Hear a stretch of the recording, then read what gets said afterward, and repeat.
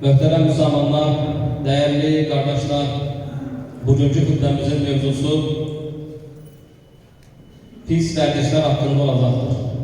Hər şeydən öncə onu deyəlim ki, biz müsəlmanlar aləmlərin Rəbbi olan Allaha tam şəkildə iman gətirmişik. Elhamdülillah. Bu İslam dini sadəcə mənəviyyat dini deyildir, dəyərli qardaşlar. Bu din həm mənəviyyat, həm əqidə, həm ibadət, yəni bütün həyatımızı əhatə edən dindir. Allah Azze ve Celle Kur'an-ı Kerim'de buyurur ki اَفَتُؤْمِنُونَ بِبَعْدِ الْكِتَابِ وَتَكْفُرُونَ بِبَعْدِ Yoksa siz kitabın bir kısmına iman getirip diğer kısmını inkar edersiniz. Onun için değerli kardeşler, kim dese ki ben Allah'a iman getirmişim ama lakin Allah Azze ve Celle benim hayatıma karışmasın, cehime karışmasın, içeceğime karışmasın, ticaretıma karışmasın deyerse o insan hakikatte Müslüman değildir. Çünkü Müslüman kelimesi Arap dilinde teslim olan demektir. Okuyacağımız bugünkü hutbe de onu gösterir ki bizim dinimiz, İslam dini hayatımızın her bir nöqtəsi hakkında hüküm vermiştir, tövsiyeleri vardır, emirleri vardır. Değerli kardeşler, Allah Azze ve Celle Kur'an-ı Kerim'de buyurur ki قُلْ اِنَّ صَلَاتِي وَنُسُقِي وَمَحْيَيَ وَمَاتِ لِلّٰهِ رَبِّ الْعَالَمِينَ De ki benim namazım, ibadetlerim, hayatım ve ölümüm alemleri Rabbim Allah içindir. Bu ayete dayanarak biz Müslümanlar elhamdülillah iman getirmişiz ki Allah Azze ve Celle her şeyin hakimidir ve hüküm vermek de yetkisi ancak Allah'a mahsustur. Değerli kardeşler, pis kardeşler hakkında danışacağız inşallah. Tabii ki pis kardeşlerin en başında gelen içkiden başlamak lazımdır. Her şeyden önce diyelim ki Allah Azze ve Celle yaratmış olduğu mehlukat içerisinden insanları en şerefli, en üstün mehluk etmiştir. Bu Allah'ın bize olan bir nimetidir. Allah Azze ve Celle Kur'an-ı Kerim'de buyurur ki وَلَقَدْ كَرَّمْنَا بَنِي آدَمَ وَحَمَلْنَاهُمْ فِي الْبَرِّ وَالْبَحْرِ وَرَزَقْنَاهُمْ مِنَ الطَّيِّبَاتِ Uca Allah buyurur ki biz Adem evladını onu hürmetli ettik. Onları denizde ve doğuda minikler üzerinde taşıdık. Ve onlara pak ruzilerle ruzilendirdik. وَفَضَّلْنَاهُمْ عَلَى كَثِيرٍ مِمَّنْ خَلَقْنَا تَفْضِيلًا Ve biz onları yaratmış olduğumuz mehlukatın ekseriyetinden hayli üstün kıldık diyor Allah Azze ve Celle. Bakın değerli kardeşler, bu Allah'ın nimetidir. İnsan en değerli mehluktur. Allah'ın yaratmış olduğu en değerli mehluktur. Allah Azze ve Celle biz Müslümanlara emirleri vardır. Möhtərəm Müslümanlar, biz eğer şəriətə baxsaq, dikkat etsək, görərik ki, şəriət əhkamları, şəriətin kanunları əsasən 5 prinsip var ki, onları qorumaq üçün gəlmişdir. Hansı əhkam, hansı hüküm olursa olsun, onları bu 5 hükümdən birine ait olduğunu görə bilərik. Bunlardan birincisi dinin qorunması. Ve onun içindir ki, Allah Azze ve Celle ibadətlər bize öğretmiştir. Allah Azze ve Celle cihad emrini meşru kılmıştır. Sonra nefsin korunması, insanın korunması, insan hayatının korunması için Allah Azze ve Celle ona büyük günahlar yapmıştır. Kim haksız yere bir Müslümanı, bir insanı öldürürse sanki bütün insanlığı öldürmüş gibi günah kazanmış olur. Ve onun içindir ki Allah Azze ve Celle Kur'an-ı Kerim'de ölüm hükmü olarak kısas hükmünü vermiştir. İkincisi yani canın korunmasıdır. Üçüncüsü ise değerli kardeşler ağlığın korunmasıdır. Kur'an-ı Kerim'de bize haram edilen içkilerdir, buna benzer eşyalar ne var ise bütün bunlar insan ağlığının korunması içindir. Sonra neslin korunmasıdır ki, namusun korunmasıdır ki Allah Azze ve Celle bunun hakkında hükümler vermiştir. En sonunda ise malın korunması. Değerli kardeşler, bugünkü mevzumuz ise esasen insan ağlığının korunması hakkında olacaktır. Çünkü pis kardeşlerin önünde, başında içki gelir, şarap gelir. Ne de ki şarap bütün pisliklerin anası sayılır. Möhtərəm Müslümanlar, Resulullah sallallahu aleyhi ve sellem içki hakkında ve içkiye ait 10 nedeni lanetlemiştir. Subhanallah. Bakın Peygamber Efendimiz hiç de lanet eden bir peygamber değildi. Lakin ele anlar olub ki Resulullah sallallahu aleyhi ve sellem etmiştir ve içkiye ait 10 neferi ard-arda lənet etmiştir. Resulullah sallallahu aleyhi ve sellem buyurur ki, "La'anallahu al-khamra ve şaribaha ve saqiha ve bai'aha ila ahir hadis." Allah Peygamberi buyurur ki, Allah içkiye, onu içene, onu süzene, onu satana, onu alana, onu hazırlayana, onu hazırlattırana, onun için taşınana Allah lanet etsin deyir. Subhanallah. Bakın değerli kardeşler, 10 nefer içkiye ait meselede Peygamberimizin diliyle lanet olunmuştur. Çünkü bu içki insanın ağlından alır. İnsanın ağlını özünden götürür. Ve insana verilmiş en büyük nimetlerden biri de ağıldır. Hansı bir insana bu dünyada değilse ki, sana bütün dünyanın servetini verilir var ki bunun karşılığında senin ağlına alacağın, ender olacaksan, hiç kes buna razı olmaz. Neye göre? Çünkü o nimet hiç bir kıymetle ölçülebilmez. Ve Allah Azze ve Celle bize de ağlımızı korumak için, insan ağlının korunması için bunu haram etmiştir. Bakın değerli kardeşler, başka bir hadiste ise Resulullah sallallahu aleyhi ve sellem buyurur ki, bu hadis sahih hadistir. Deyir ki, kim bu dünyada içki içerse ve tövbe etmezse, o şekilde ölerse, ahirette, ahiret içkisinden mahrum olur, ona haram edilir. Bu hadisin şerhinde alimler deyirler ki, ümumiyyətlə bu halda ölen bir kimse tövbe etmeden ölerse, onun cennete girmesi uzun müddet uzatılacaqdır, müəyyən bir vaxta kadar. Hatta bu insanın cennete girmesine bir müddet engel olacaktır. Değerli kardeşler, tabii ki şarap dediğimiz içki, onun farklı adları vardır.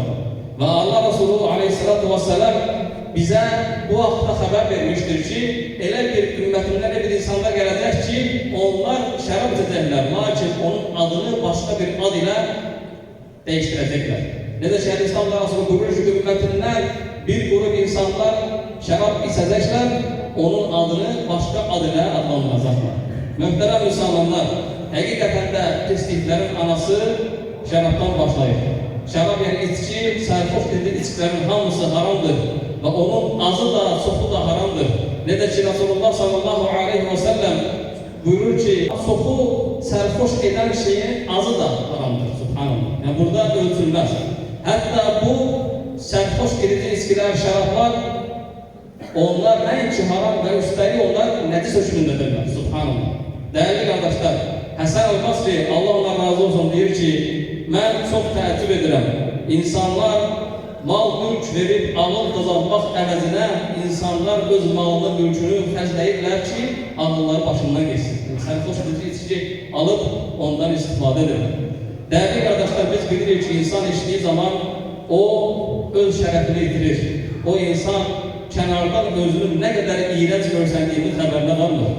Ve üstelik o insan kim içerse değerli kardeşler, demiyorlar ki diğer pisliklere de bulaşmış olur. Bakın başka bir hadiste Yemen'den bir nefer gelir, deyir ki Allah'ın Peygamberi, bizim o yerde bir içki var ki qarğıdaldan düzəlir, onu içmek olar mı? Onu içtiğimiz zaman bize göz qüvvət verir, yaxşı işleyebilirik, tarlada işleyebilirik. Resulullah sallallahu aleyhi ve sellem ilk soruştuğu şey ona dedi ki, "Emustirun huwa", yani o dediğin şey sarhoş edir mi? Adam dedi ki, "Bəli." Ve onun adı El-Mizr'dir. Resulullah sallallahu aleyhi ve sellem bunu eşittikten sonra buyurdu ki, "Kullu muskirin haram", her sarhoş edici şey haramdır. Ve sonra ardında buyurdu ki, Allah Azze ve Celle'nin bir vədidir ki, kim içki içerse ve kim içki içerse Allah ona tinedil xabal içizdirecektir kıyamet günü. Allah'ın ehlidir. Sahabeler dediler şey Allah'ın Peygamberi, tinedil xabal ne demektir? Tinedil xabal nedir? Allah Resulü Aleyhisselatü Vesselam buyurdu ki, o cehennem ehlinin teridir veyahut da cehennem ehlinin bedeninden çıkan o artıqlardır. Subhanallah. Bakın değerli kardeşler, necə də böyük bir əzab ile haber verilir bize. Möhtərəm Müslümanlar, hakikaten de içki, şarap, sarhoş edici içkilerin bütün bunların hamısı büyük fitnedir ve bütün pisliklerin anasıdır. Baxın, Allah Azze ve Celle Quran-ı Kerimdə bilirik ki, içkinin haram edilməsi 3 mərhələ üzrə oldu.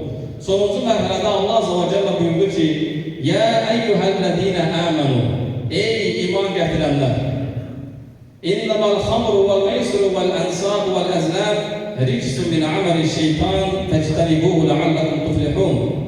Allah Azze ve Celle buyurur ki, ey iman gətirənlər, həqiqətən şərab, qumar və dikili qoyulmuş o daşlar, bütlər və fal oxları şeytanın pis əməllərindən olub bir murdarlıqdır. Ondan çəkinin ki, qurtulasınız. Baxın, bu ayət nazil olduğu zaman sahabələrdən Talha ibn Ubeydullah və digər sahabələr dərhal əllərində olan bütün o qədəhləri atdılar. Hətta biz bilirik ki, şəriətdə, yəni Rasulullah sallallahu aleyhi və səlləmə bir hökm nazil olduğu zaman sahabələr dərhal onu şəhərdə qışqıra-qışqıra insanlara çatdırardılar ki, o hökmdən xəbərləri olsun. Bu ayət nazil olduğu zaman sahabələr Mədinə küçələrində bağırdılar ki, Allah içkini haram etmiştir, Allah içkini haram etmiştir. Bunu eşidən bütün müsəlmanlar dərhal əllərində olan kim içirdisə əgər dərhal onu attı. Hətta bəziləri ağzında bir qurtul var idi ki, onu eşidən kimi ağzından tüpürdü yerə. Hətta dediyimiz Talha ibn Ubeydullah, Allah ondan razı olsun, o sahabə həmən ərəfədə o içkiyə pul yatırmışdı, ticaret edirdi. Bunu eşidən kimi nəinki qazancı, ümumiyyətlə sərmayəni belə istəmədi ki, bu haramdır. Baxın, dəyərli qardaşlar, bu təslimiyyəti göstərir. Ayət nazil olan kimi bir an belə tərəddüd etmədən onun haram olduğuna etiqad etdilər və ondan çəkindilər. Bəyaz oxuduğumuz ayətdə Uca Allah buyurdu ki, ey iman gətirənlər, həqiqətən şərab, qumar, dikili qoyulmuş o bütlər, daşlar və fal oxları şeytanın pis əməllərindən olub qurdarlıqdır. Ondan çəkinin ki, qurtulasınız. Sonra ayətin ardında Allah Azze ve Celle bunların nə üçün haram olduğunu bizə xəbər verir. Və bu arada fikir verin, qumar ilə içki Allah Azze ve Celle bu günahları bütlər ilə müqayisə etmiş, yəni bütlərə bələdərək o qədər böyük günah olduğunu bizə xəbər verir. Edir ki, başqa bir hədisdə Rasulullah sallallahu aleyhi ve sellem buyurur ki, davamlı içki içən birisi bütə ibadət edən kimi birisidir. Yəni, günah olarız. Baxın, bu ayətdə isə Allah Azze ve Celle içkinin və qumarın nə qədər böyük günah olduğunu bizə xəbər verdi. Və ayətin ardında Allah Azze ve Celle bunların haram olmasının səbəbini bizə xəbər verir. O zaman Allah buyurur ki, İnnemâ yuridu şeytâne en yûki'a beynekumul adavete vel baghdâ fil khamri vel meysir ve yasuddakum an zikrillah ve anis-salâh ve hel entum muntahun. O zaman Allah buyurur ki, həqiqətən şeytan şərab və qumar vasitəsilə sizin aranızda ədavət, kin-kudurət, düşmənlik salması və sizi Allahı zikr etməkdən və namaz qılmaqdan uzaqlaşdırmaq istəyir. Siz bitirəcək misiniz? Baxın, bu ayətdən bizə xəbər verilir ki, şeytanın hilələrindən biri də budur ki, insanlar içki içərək onlar aralarında ədavət yaranır, aralarında düşmənçilik ortaya çıxır və ondan da daha mühimi, onlar Allahı anmaqdan çəkilir və namazdan uzaqlaşırlar. Dəyərli qardaşlar, dedik ki, sadəcə bu içki deyil, içkiyə bənzər sərxoş krizi, müasir, yəni elə şeylər çıxmışdır ki, bunlara da narkotik maddələr deyirlər ki, bunlar içki ilə eyni hökmdə olub, lakin ondan daha çox böyük zərər verirlər. Baxın, dəyərli qardaşlar, bunlar Allahın haram etmiş olduğu şeylərdir. Neçə ailə bu fitnələrə görə, bunlara, bu günahlara görə ailələr dağılmışdır. Nə qədər insanların ailəsinə buna görə fitnələr daxil olmuşdur. Həqiqətən də biz bunlardan qurtulmalıyıq. Biz ətrafımızda olan bütün insanları, onları bu şeylərdən çəkilməsi üçün onları Allah üçün xatırlatmalıyıq. Dəyərli qardaşlar, hər birimiz mükəlləfik. Allah Azze ve Celle buyurur ki, Ya eyyuhəl-ləzīnə əməlu qu ənfusakum və əhlikum nəran və quduhən-nəs və hicara. Ey iman gətirənlər, özünüzü və ailənizi yanacağı insanlar və daşlar olan cəhənnəmdən qoruyun deyir Allah Azze ve Celle. Ona görə də ki, dəyərli qardaşlar, biz hər birimiz ailemizden başlayarak onları korumak için elimizden geldiği kadar say göstermeliyiz. Şeytan bildiğimiz gibi alimdir, zahir değildir, her yönden yakınlaşır. Biz Müslümanlar da gerek bu meselede ihtiyatlı olaq, heç de arxayın olmayaq. Değerli kardeşler, çok təəssüflər olsun ki, eşitirik insanlar, yani bilmedi danışırlar. Özellikle de İslamdaki bazı emirlere insanlar kenardan farklı sözler deyirlər. Bakın, biz dedik ki değerli kardeşler, içkidir, kumardır, bunun timsalında bütün sarhoş edici, bütün zararlı maddeler hamısı haramdır. Ve özellikle sigaret hakkında demeliyiz ki, sigaretin hükmü değerli kardeşler, onun hükmü haramdır. Bu meselede bunu yaxşı bilmeliyiz. Ve bu bazı insanlar deyirlər ki, insan mesela ömründe bir dəfə həccə gedir, o da herkese nasip olmur, Allah bütün Müslümanlara nasip etsin. Elə insanlar var ki, illərlə pul yığır, belki de uzun müddet pul gözlüyür ki, pul olsun, geçsin həccə Allah'ın fərz ettiği o rükünü yerine getirsin. Bu ettiği zaman insanlardan bazıları deyirlər ki, sen malını neye çok xərcləyirsən? Gör ne kadar insanlar mallarını xərcləyirlər, ona gedirlər. Halbuki değerli kardeşler, bu insanlar en samimiyetsiz insanlardır. Bu insanlar özleri belki de ilde bir dəfə, iki dəfə ölkə xaricine səfərlərə gedirlər, istirahate gedirlər, Allah'ın haram etdiklərindən istifade edirlər. Ancak özlerinin bu etdiklerine israf demirlər. Halbuki Müslümanlar həccə getdiği zaman orada dincəlməyə getirir. Oran bilir ki, həccin yani rükünləri, əməlləri ağırdır, qasıdındır. Lakin buna baxmayaraq bir yerde danışırlar. Bakın değerli kardeşler, resmi statistikaya göre 2024 yılda Azerbaycan'da yani bir il ərzində içki ve tütün məhsullarına verilmiş məbləğ hakkında resmi bir məbləğ vardır. Bir il ərzində Azerbaycan'da içki ve tütün məhsullarına 2 milyar 720 milyon ve neçə 100 bin manat pul xərclənmişdir. Bunlardan ise heç bir Allah'ın bunu danışılır. Yani dediğimiz zaman məşhur insanlardan. İnsanlar bilirler ki, bu kadar məbləğ birincisi hem canına zarar verirsen, hem israf edirsən, hem cəmiyyəti sorulursan, bunlar hakkında danışmırlar. Değerli kardeşler, tabii ki bunu ilk önce iman etmek lazımdır. Bakın, geçen defa bir haberlerde okudum, başka bir məqalə çıxdı. Okudum ki 1920. yılda Amerika'da bu içkinin, şarabın ne kadar zararlı olduğunun farkına varıp, ülkede resmi olarak qadağan ettiler. Lakin 1933 yılda ise iflas oldu dövlər, bu qadağanı aradan qaldırdı. Hatta insanlar o içkilerden içmemesi için o spirtli maddelere zehir kattılar ki insanlar öz evlerinde onu istifade edilmesinler. Lakin 10 binden çok insan öldü bu zehirli maddeye göre ve ülkede çok arzu olmayan şeyler attı ve ondan sonra aciz kaldı. Halbuki Allah Azze ve Celle sadece bir ayet nazil etmeyle Müslümanlar, sahabeler, Müslümanlar herkes eşiden kimi dediler ki ey Rabbimiz eşittik ve itaat ettiler. Değerli kardeşler, vaktimiz azdır, bu vakta etrafı danışabilmeyeceğiz. Lakin onu diyelim ki bir şey de hatırladım. Bazen diyen dediğimiz zaman test edeştirik bunu.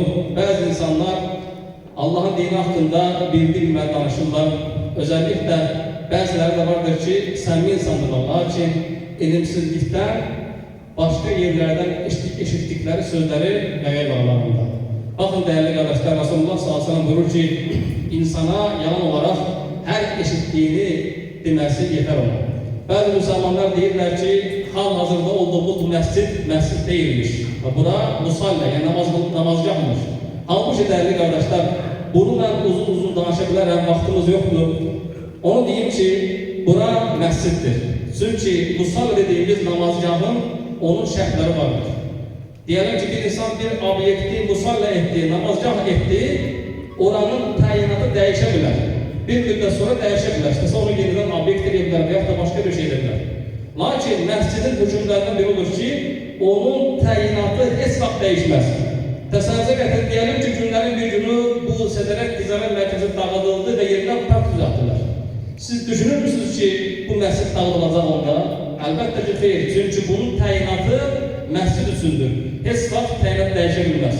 Onun için değerli kardeşler, bu hafta xəbərdarlıq edirik ki Müslümanlar her eşitliğini demesinler ve Allah'ın o evləri, nəsilləri haqqında bildi, bölməli danışmadılar.